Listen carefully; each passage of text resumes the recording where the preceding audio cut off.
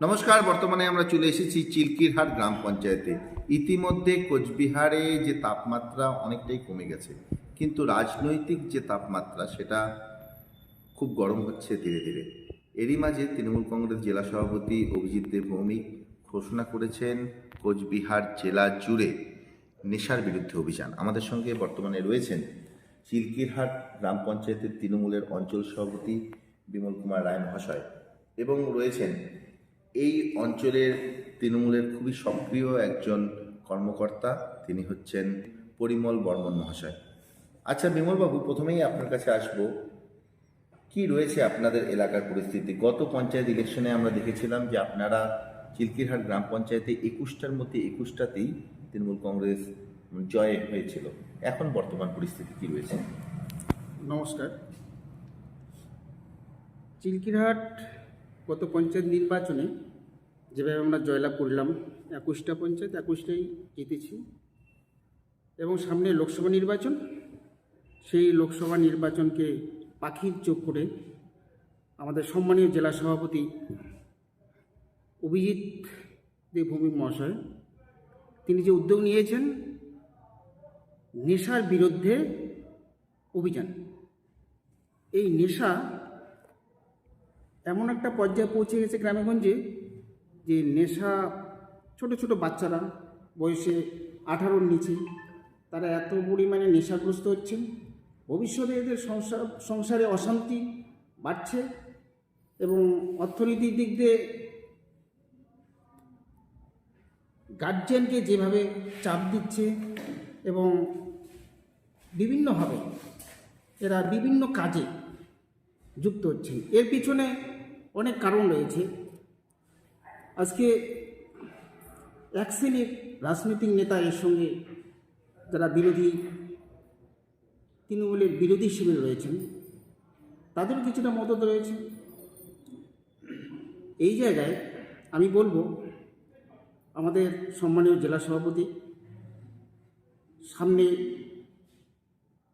বিবেকানন্দর জন্ম 12ই জানুয়ারি, সেই দিন আমরা চিলকিরহাট অঞ্চলের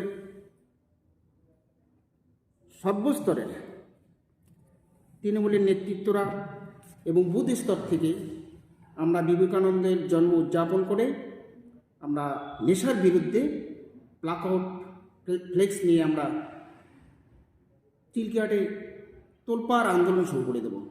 আপনি তো একজন যুব নেতা, তো আপনি কি দেখছেন চিলকিরহাটের মূল সমস্যাগুলো কি?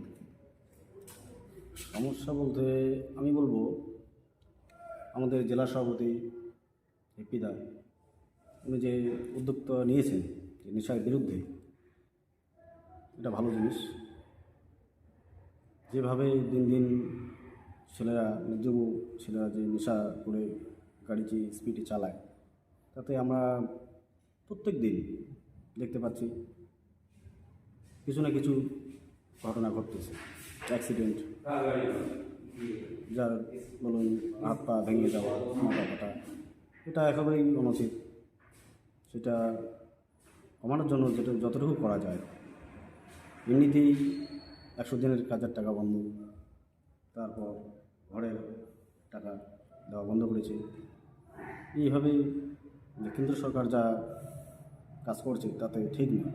ইতিমধ্যে দেখা গেল যে কোচবিহার পুলিশের তরফ থেকে লাগাতার অভিযান চলছে বিভিন্ন অবৈধ যে নেশার চাষ হয় সেই সমস্ত বিষয়ে, মূলত গাঁজা চাষ হয় গ্রাম বাংলায়।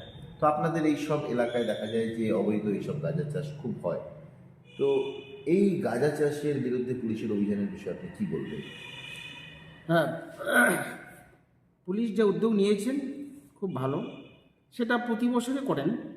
এবারও বেশি পরিমাণে বিভিন্ন জায়গায় গাঁজার চাষ হচ্ছে, তবে আমাদের এলাকায় অনেকটা কম। তো যে উদ্যোগ নিয়েছেন সেটা খুবই ভালো। এই গাঁজা পয়সা এমনভাবে গাঁজার পয়সা দিয়ে তারা বিভিন্নভাবে রাজনৈতিক বিরোধীরা শান্ত বিভিন্ন অস্ত্রপাতি ক্রয় করে এবং নেশার মাধ্যমে তারা সেই জায়গাগুলোকে কি তারা আগ্নেয়াস্ত্র সংগ্রহ করে সমাজের কুপথে যাচ্ছে। আর নেশার যে চাষ রয়েছে, বিভিন্ন ধরনের যে নেশার যে চাষ হয় বিভিন্ন গ্রামে, এর সাথে রাজনৈতিক হিংসার কোনো যোগ রয়েছে? হ্যাঁ, রাজনৈতিক হিংসা তো অবশ্যই। কারণ আহ, এই গাঁজার পয়সা দিয়ে তারা বিভিন্নভাবে আগ্নেয়াস্ত্র সংগ্রহ করে পয়সা টয়সা দিয়ে, তো সেই জায়গায় আমাদের জেলা পুলিশ কর্তারা সেটা কঠোর হাতে দমন করার একটা পরিকল্পনা নিয়েছেন। আমরা স্বাগত জানাবো। তাদের সাথে আমরাও পুলিশের সঙ্গে সহযোগিতা করে গাঁজাকে যাতে নির্মূল করা যায় সেদিকটা আমরা সহযোগিতা করব।